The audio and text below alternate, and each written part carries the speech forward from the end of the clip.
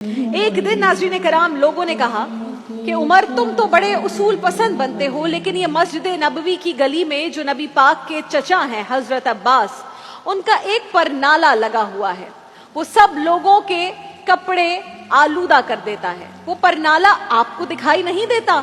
वो परनाला मस्जिद नबवी की मरकजी गली में था। हजरत उमर फारूक रजी अल्लाह ताला अन्हु ने जब ये सुना तो फरमाने लगे उतार देते हैं, परनाला भी उतार देते हैं, उसूल है तो सबके लिए है।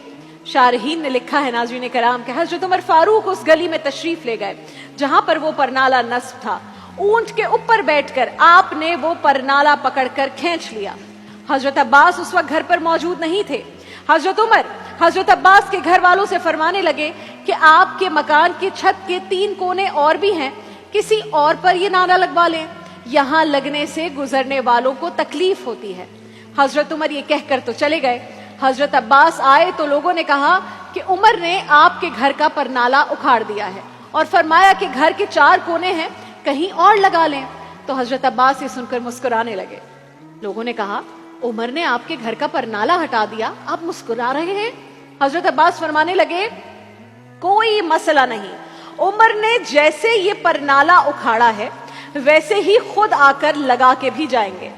लोगों ने कहा अब्बास, उमर एक बार कोई फैसला कर ले तो फिर अपना फैसला नहीं बदलते, जिसे देखकर शैतान रास्ता बदल जाता है, आप उनके फैसले को बदलने की बात कर रहे हैं।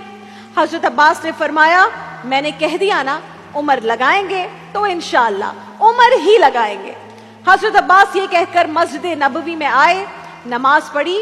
वो कहते हैं मैंने बात में पहल नहीं की। हजरत उमर खुद कहने लगे कि हुजूर आपसे ये उम्मीद न थी, घर में 4 कोने होते हैं, जरूरी है कि परनाला उसी कोने में लगे जहां से नमाजी गुजरते हैं। हजरत अब्बास कहने लगे उमर आप बिल्कुल ठीक कहते हैं, घर में 4 कोने हैं, मेरे पास जगह भी है परनाले की, और मैंने भी कई दफा सोचा था कि उखाड़ दूं उसे, मैं भी उसी गली से गुजरता हूं, मेरे अपने कपड़े भी कई बार आलूदा हुए हैं, लेकिन मजबूरी ये आन पड़ी है कि मैं इस परनाले को उखाड़ नहीं सकता था, क्योंकि ये परनाला मेरे नबी करीम ने अपने दस्ते मुबारक से लगाया था। फरमाया मैं मकान की छत बना रहा था तो रसूल अल्लाह अचानक तशरीफ ले आए। कई लोग गवाह हैं इस बात के। रसूल करीम तशरीफ लाए और नबी पाक अलैहिस्सलाम ने फरमाया चचा थोड़ा काम मैं भी करता हूं, और फिर मेरे नबी करीम सल्लल्लाहु अलैहि वसल्लम ने अपने दस्ते मुबारक से ये परनाला लगाया था। लेकिन खैर है, अब बात उसूल पर आ गई है तो ठीक है, उमर आपने हटा दिया है, कोई बात नहीं। सामने कौन है? पक्का और सच्चा आशिक रसूल। हजरत उमर ये सुनकर कांपने लगे, आंखों में आंसू आ गए।